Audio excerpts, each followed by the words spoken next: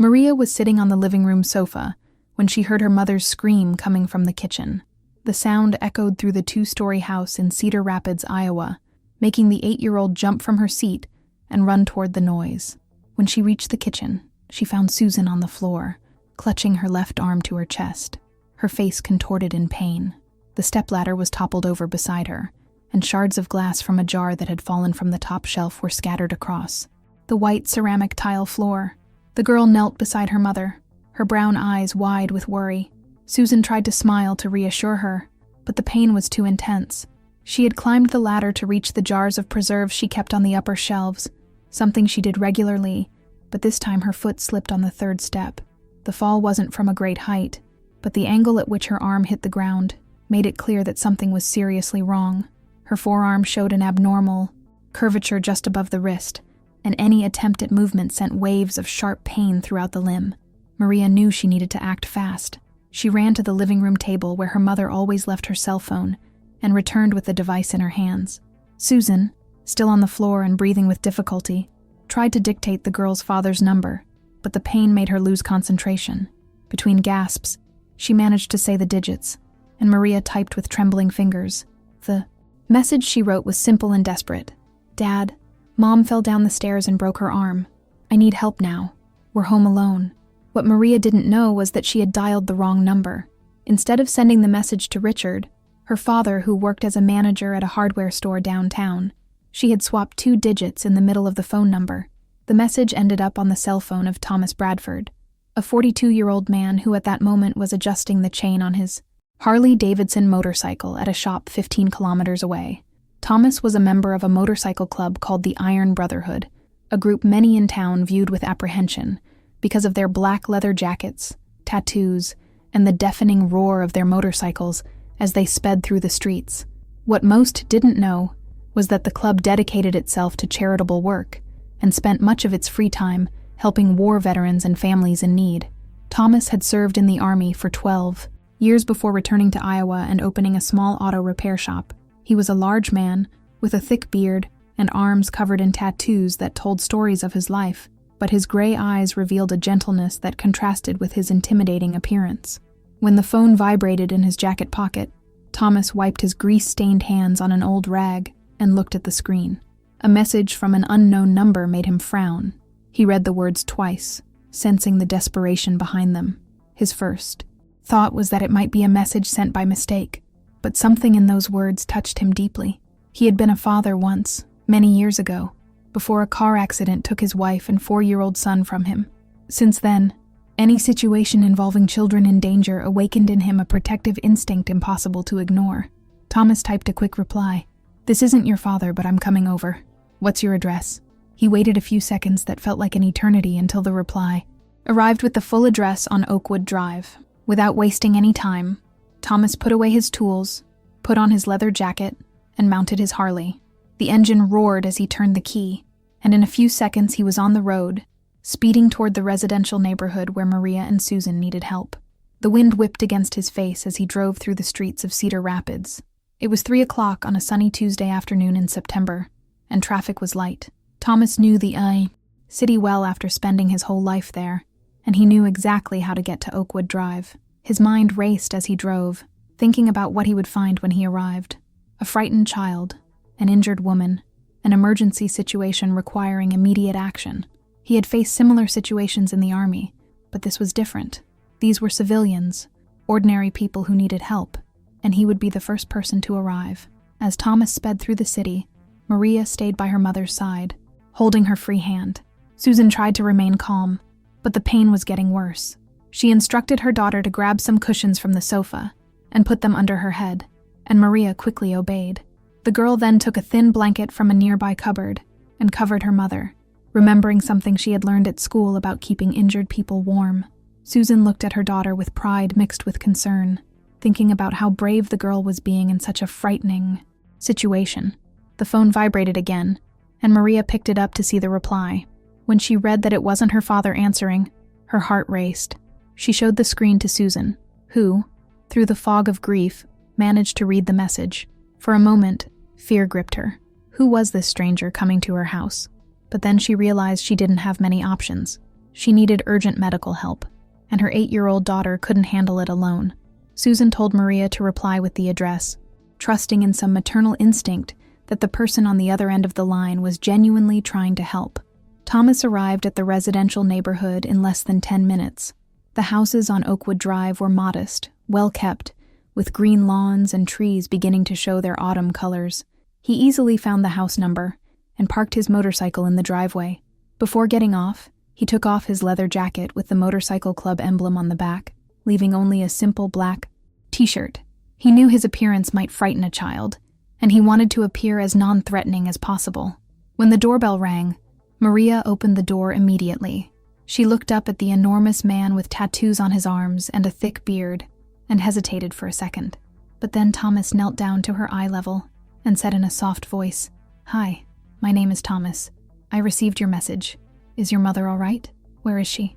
The gentleness in his voice and eyes instantly relaxed Maria. She led him to the kitchen, where Susan was still lying on the floor. Thomas quickly assessed the situation with a trained eye. He had been a paramedic in the army before becoming a mechanic, and he immediately recognized the signs of a serious fracture. He approached Susan slowly, introducing himself and explaining that he had medical training. Susan, seeing his calm and competent movements, felt relieved. Thomas asked Maria to bring some clean towels, and then carefully examined Susan's arm without touching it. The angulation and swelling confirmed his suspicions of a fracture of the radius, possibly also the ulna. He took out his cell phone and called emergency services, providing the address and a clear description of the injury. The operator said an ambulance would arrive in approximately 10 minutes. While they waited, Thomas used the towels Maria had brought to improvise a temporary splint, immobilizing Susan's arm with precise and delicate movements that contrasted sharply with his large, calloused hands. He talked to Susan throughout the process, explaining what he was doing and asking questions to keep her conscious and focused. Maria stood beside them, impressed by the skill of this stranger who had appeared to help them. While waiting, Thomas noticed that Maria was trembling, not from cold, but from adrenaline and accumulated fear. He asked the girl to sit down and began to talk to her about simple things, asking about her school, her favorite television programs, anything to distract her from the stressful situation. Maria answered shyly at first, but soon she was talking excitedly about her third-grade teacher and the dog she wanted for her birthday. Thomas listened attentively, asking questions and keeping the girl occupied until they heard the sound of sirens approaching. 2 paramedics entered the house carrying medical equipment. Thomas stood up to give them space, but stayed close to provide information about what he had observed and the measures he had taken. The paramedics, recognizing the competence of their initial work, thanked him and began preparing Susan for transport. They placed her arm in a professional splint, administered pain medication, and carefully moved her onto the stretcher. Throughout the process, Maria held her mother's free hand, and Thomas remained there, a reassuring presence in the room.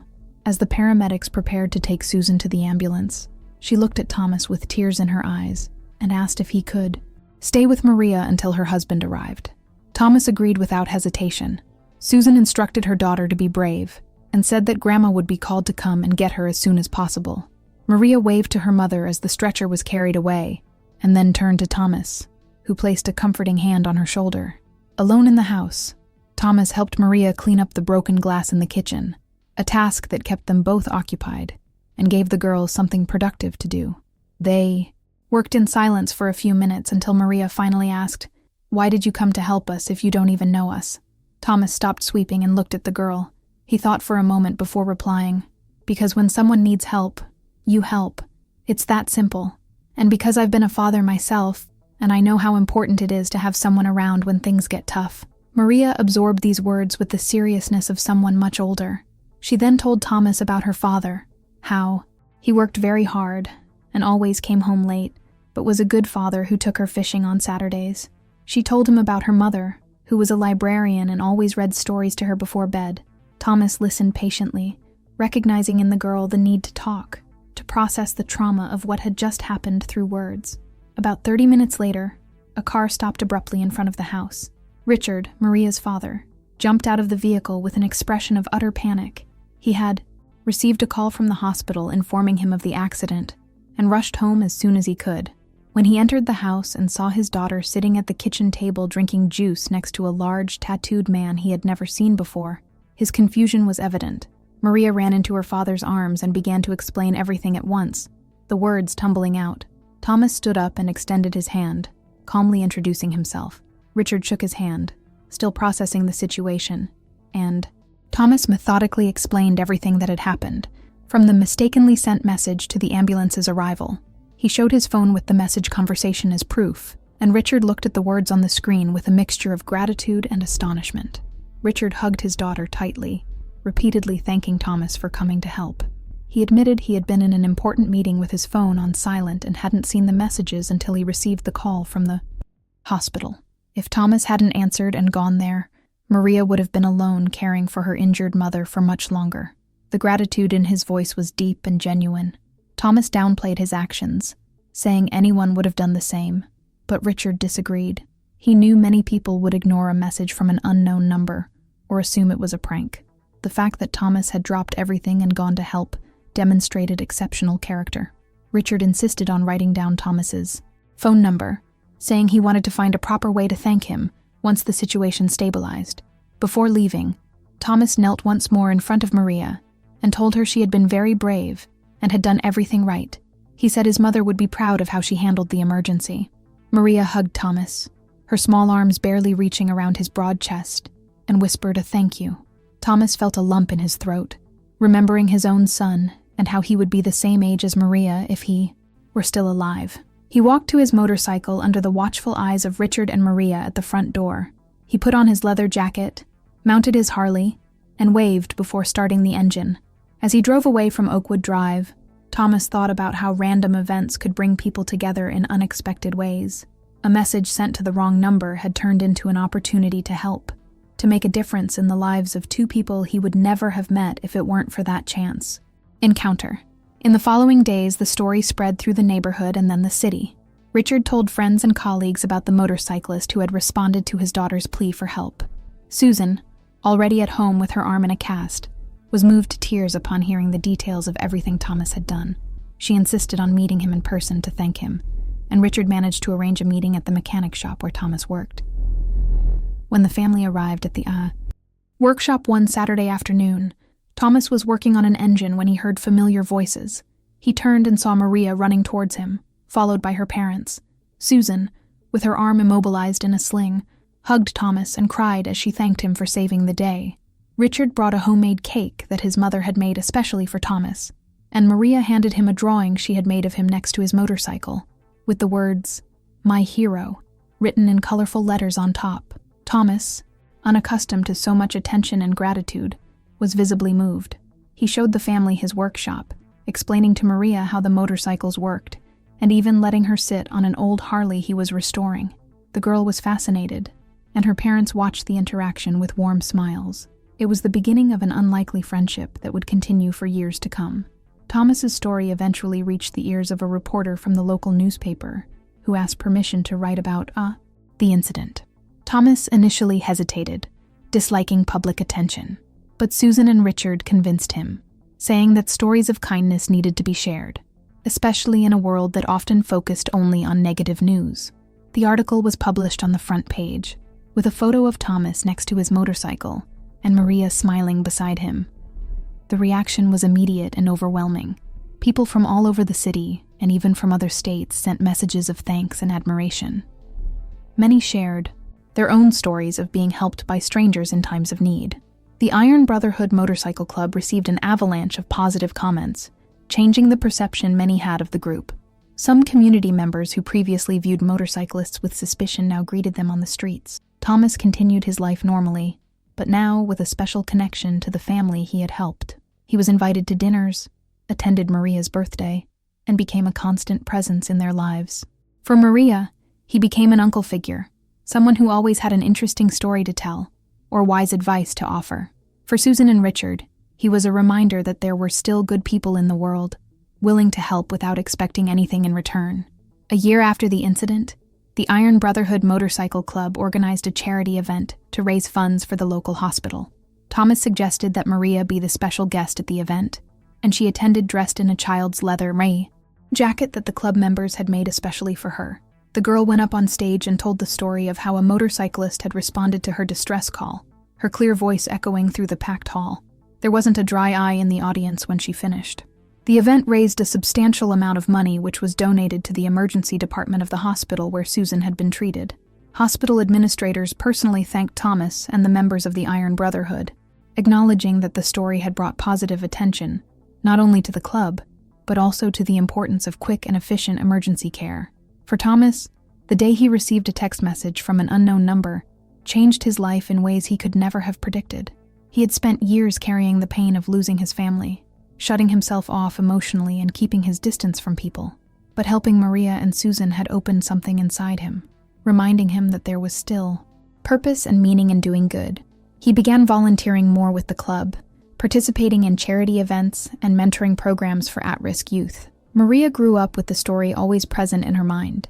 She learned early on that small acts of kindness could have enormous impacts, and that the kind of person you are is revealed in times of crisis.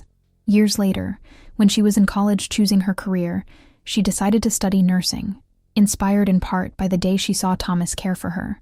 Mother with such competence and compassion, Susan fully recovered from her fracture, although her arm still ached occasionally on cold, rainy days. She said it was a physical reminder of one of the scariest days of her life, but also of how a stranger's kindness had transformed a terrible situation into something that strengthened her faith in humanity. She began volunteering in a fall prevention program for seniors at the library where she worked, teaching home safety practices and basic first aid. Richard never forgot the feeling of relief mixed with gratitude when he arrived home and found his daughter safe thanks to a complete stranger. He became more active in the community, participating in city council meetings and advocating for programs that connected neighbors and fostered a spirit of solidarity. He often used Thomas's story as an example of how individuals could make a difference when they chose to act instead of ignoring. The message sent by mistake became legendary in Cedar Rapids. Parents used the story to teach their children about safety and how to call for help in emergencies. Teachers incorporated it into lessons on citizenship and community responsibility. Thomas himself, who had hoped to return to anonymity after the initial attention subsided, found himself recognized wherever he went, but learned to accept it with grace and humility. Years later, when reporters occasionally asked Thomas about that day, he always said the same thing, that he hadn't done anything extraordinary. He had simply responded to a call for help. But for Maria, Susan, Richard, and many others who were inspired by the story, what Thomas did was truly extraordinary. He proved that heroes don't wear capes or special uniforms. Sometimes they wear leather jackets, ride noisy motorcycles, and have hearts big enough to respond when a frightened child sends a message asking for help.